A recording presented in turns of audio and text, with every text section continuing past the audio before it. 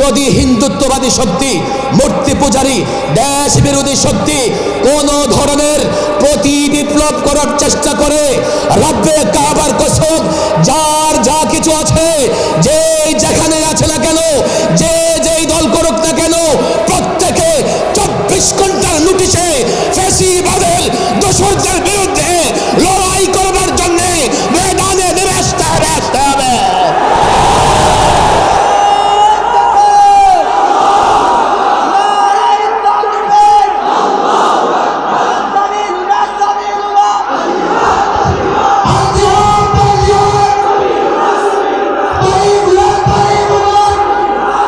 স্বপ্ন আল্লামা মুফতি আমিন রহিমাহুল্লাহ নিজে দেখতেন, আমাদের দেখাতেন। আল্লামা মুফতি আমিন রহিমাহুল্লাহ ছাত্রদের উপরে বড় ভরসা রাখতেন, ছাত্রদেরকে খুব বিশ্বাস করতেন। এই জন্যই আজকে সেই ঐতিহাসিক শব্দ, ছাত্ররা কোনোদিন বিক্রি হবে না। ছাত্রদের মাধ্যমেই আমরা একটা নতুন বাংলাদেশ পেয়েছি। আজকে আমরা মুক্ত। একটা সময় মনে হতো এই বুকে পাথর চাপা দিয়ে কতদিন থাকব, 40টা মামলা মোকাবেলা করে কতদিন চলতে পারব। মুক্ত আকাশের নিচেও নিজেকে কারাবন্দী মনে হতো। চিৎকার করে ভিতর থেকে কান্না আসতো, কবে পরিবর্তন হবে, কবে আবার দারাজ কণ্ঠে কথা বলতে পারবো। ভয়, ভীতি ইত্যাদি পদদলিত করে কবে আবার জনতার সামনে কথা বলতে পারবো। ছাত্র সমাজের আন্দোলনে খুব দ্রুতই আল্লাহ তাবারক ওয়া তাআলা ব্যবস্থা করে দিয়েছেন, পট পরিবর্তন হয়েছে। আজকে ওলামা একরাম দেশের সর্বত্র প্রোগ্রাম করতেছে, আর এই প্রোগ্রামগুলো 2-4 হাজার লোকের নয়। টিএসসিতে প্রোগ্রাম হোক আর কোনো জেলা মহানগরের প্রোগ্রাম হোক, আলেমরা যেখানেই বক্তৃতা করতেছে সেখানেই হাজারো লাখো লোকের জমায়েত হয়ে যাচ্ছে। এটাই বাংলাদেশের বাস্তবতা, এটাই বাংলাদেশের আসল পরিচয়। কিন্তু বিগত রেজিম সরকার তারা বাংলাদেশের পরিচয় বদলে দিতে চেয়েছে। এই দেশটা পত্তলিকদের দেশ, মূর্তি পূজারীদের দেশ, তা বারবার তারা প্রমাণ করতে চেয়েছে। বাংলাদেশ তাওহীদি জনতার দেশ, শান্তিপ্রিয় শান্তিকামী জনতার দেশ। এই আন্দোলনের মাধ্যমে তা প্রমাণিত হয়েছে। সারা বাংলাদেশে শান্তিপূর্ণ পরিবেশে প্রতিদিন ওলামা একরাম প্রোগ্রাম করতেছে। বাকি আল্লামা মুফতি আমিন রহিমাহুল্লাহ যে স্বপ্ন দেখতেন, আমি মনে করি বাংলাদেশে এবারকার ছাত্রদের আন্দোলনের মাধ্যমে এই স্বপ্নটা আংশিক প্রতিফলিত হয়েছে। আমরা ফেসিবাদকে হটিয়ে একটা মুক্ত নতুন দেশ গঠন করতে পেরেছি। তবে চূড়ান্ত বিজয়ের জন্য আমাদেরকে আরেকটু লড়াই করতে হবে। পট পরিবর্তন হলেই আমি যা চাই সবই করতে পারবো না। পট পরিবর্তন হলেই এই মানব সমাজে শান্তি প্রতিষ্ঠার জন্যে, রাষ্ট্রীয়ভাবে শান্তি প্রতিষ্ঠার জন্যে ইসলামের বিকল্প নাই, রাসূলুল্লাহ সাল্লাল্লাহু আলাইহি ওয়াসাল্লামের আদর্শের বিকল্প নাই। আমি তো মনে করি আমাদের এটা প্রাথমিক বিজয় ছিল।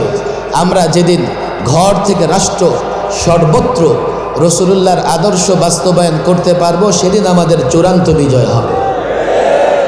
পরিষ্কার বলি,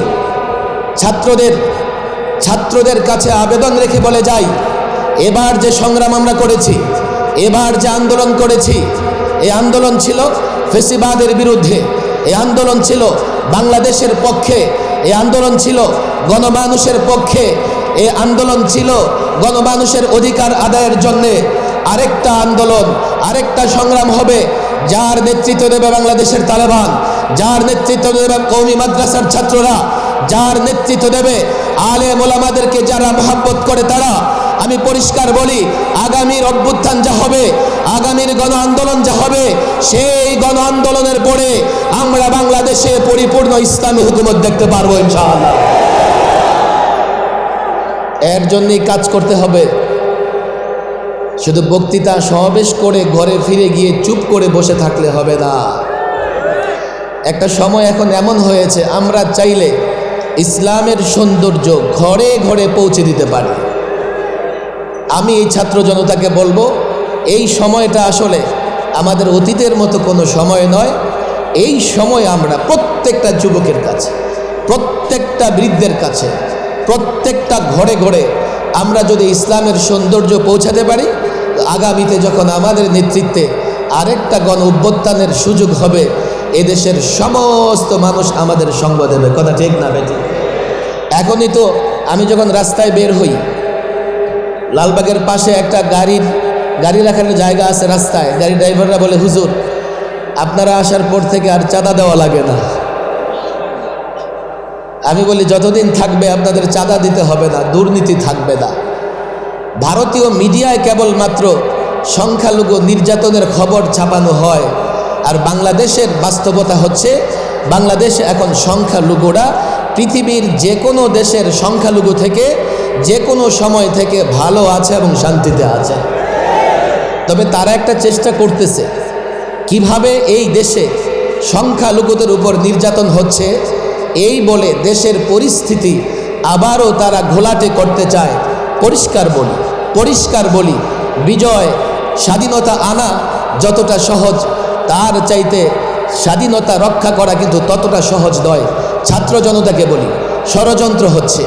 ছাত্র জনতাকে বলি, নানা দিক থেকে আমাদেরকে ছোট করবার জন্যে, আলেম ওলামাকে ছোট করবার জন্যে প্রপাগান্ডা চলতেছে। যাই চলুক না কেন, আমরা আমাদের অবস্থান ক্লিয়ার রাখবো। আমরা আমাদেরকে মুক্তিকামী শান্তিকামী মানুষের কাতারে রাখবো। যারাই প্রপাগান্ডা করুক না কেন, যারা ওলামাদের বিরুদ্ধে লিখুক না কেন, যারাই মাদ্রাসা মসজিদের বিরুদ্ধে বলুক না কেন, আমাদের কিন্তু ময়দানে থাকতে হবে। পরিষ্কার বলি, যদি ময়দান ছেড়ে দেই, পরিষ্কার বলি, যদি প্রতি বিপ্লব হয়ে যায়, তাহলে বাংলাদেশ আর মুসলমানদের রাষ্ট্র থাকবে না। এটা গুজরাটের মতো, কাশ্মীরের মতো কোনো একটা রাষ্ট্র হয়ে যাবে। পরিষ্কার বলি, স্পষ্ট বলি, নিজেকে জাগ্রত রাখতে হবে, সচেতন রাখতে হবে।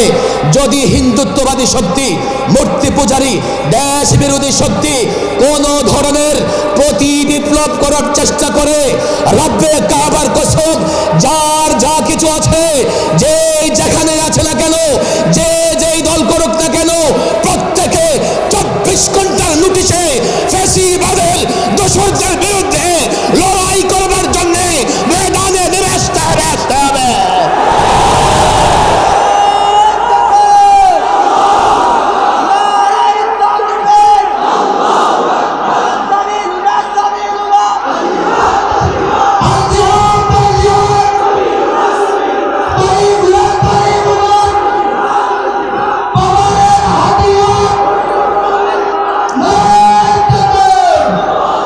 আমাদের দুজন মুরব্বী স্টেজে বসা আছেন।